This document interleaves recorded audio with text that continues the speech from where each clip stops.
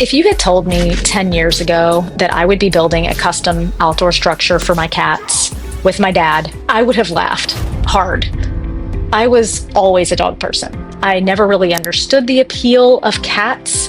It's not that I disliked them at all, I just didn't get it. And then in 2019, my daughter had wanted a cat so badly. He's doing so great. So we were in between our Europe stints and we went to the shelter, and somehow we came home with two, Walter and Molly. They were the last remaining kittens from their respective litters. They were put in the same cage to save space, and what are we gonna do? We fell fast, like shockingly fast. They became immediate, undeniable parts of our family. And in 2020, they moved with us to Europe. They settled right into downtown Stuttgart life like seasoned city dwellers. We had our penthouse flat with a huge deck high above the city.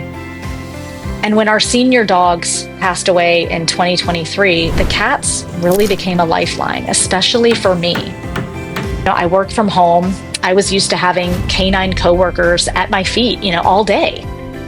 Walter and Molly, they stepped up in such a big way, constantly, faithfully, and my love for them is endless. So fast forward to 2025, we moved back to Charleston, and I noticed something almost immediately. These cats were used to space, their own space, freedom, and height, honestly. And here, they had a shared courtyard that's the space in between our two multi-gen houses. But this space was only accessible when we remember to open the door, only when we can supervise because it's not secure, only when the timing, the weather, the safety, all the things line up. And they were stressed from the move. They were missing their home just like the rest of us. We're all adjusting to 1,000 changes. And I knew they needed a space that was theirs. Something secure, something protected from the elements, accessible anytime they wanted adventure or solitude. It needed to be comfortable and safe and fun. And this is where things get interesting. Oddly enough, this was one of the few projects that John and I weren't aligned right away.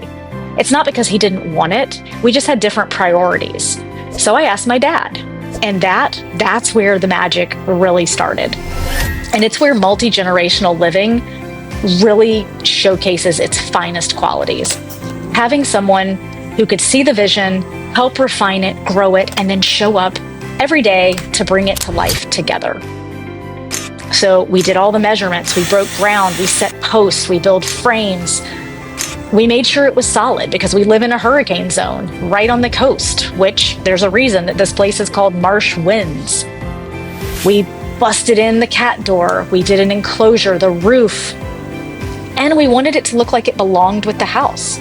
Classy, intentional, not an eyesore. So over the course of about a week, it was my dad and me, with the help from John and our best friend Andy on the weekend, but piece by piece, it came together. And there's another layer of this project for me, one that I didn't fully appreciate until right now. My dad included me in so many projects from the time I was very young. Yard work, painting, building, fixing. And it wasn't ever optional. I always had a role, even when I didn't want one. And I'm really grateful for that because it builds something so much deeper than skill. It builds confidence, especially for girls. Did I build this pergola alone? Absolutely not. But did I feel capable enough, knowledgeable enough to take on half while still learning along the way? Absolutely. Even now, my dad is so great at answering my endless questions. Why do we do things this way instead of that? What matters, what doesn't? That foundation lasts a lifetime. And here's the part that surprised me most. My dad and I, we have a history of butting heads. We have different styles, different ways of looking at things.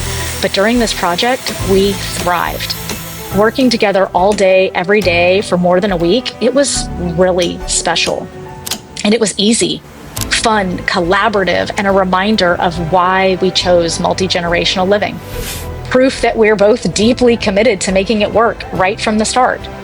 And now, Walter and Molly have a space that is completely their own, a place to climb, to nap, to watch the world, to feel safe. Watching them use it, that pride hits deep for me. This wasn't just a build, it was love and grief and family and growth, all wrapped into one very spoiled cat project. And honestly, I wouldn't change a thing.